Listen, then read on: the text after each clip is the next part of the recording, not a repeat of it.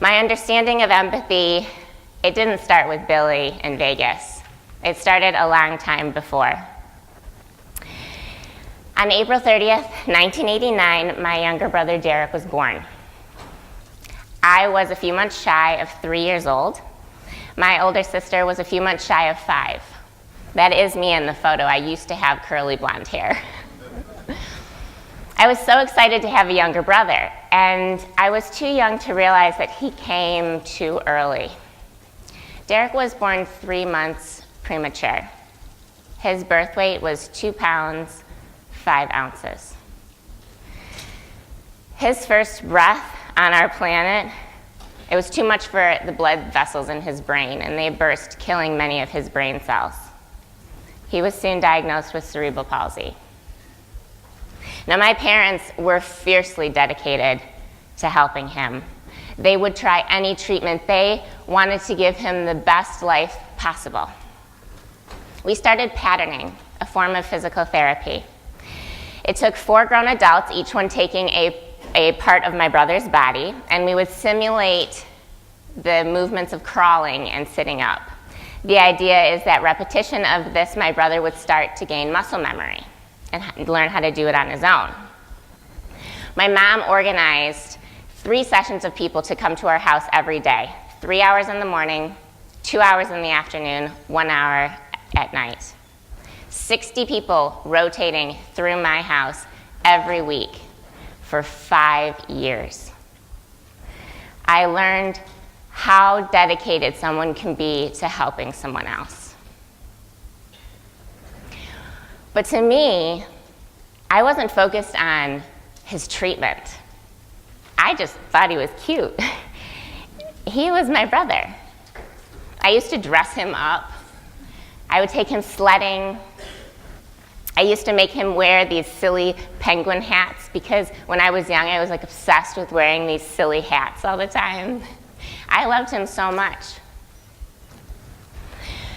When we got to be school age, my parents petitioned for my brother to be included into regular classrooms. They didn't want him in special ed.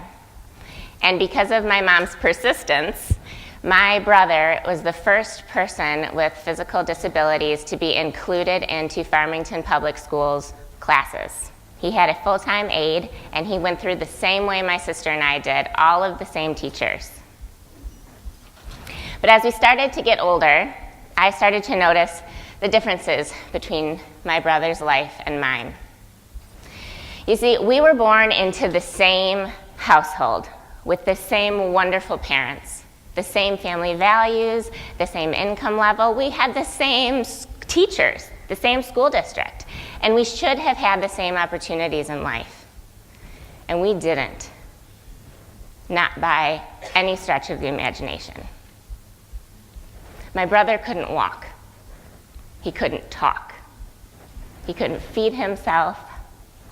He had seizures. He was in pain. He would never be invited to a friend's house for a sleepover. He'd never have a girlfriend. He'd never have a job. My brother taught me not to judge someone based on their circumstance, because often their circumstance is out of their control. Growing up with my brother is like having a wake-up call every day.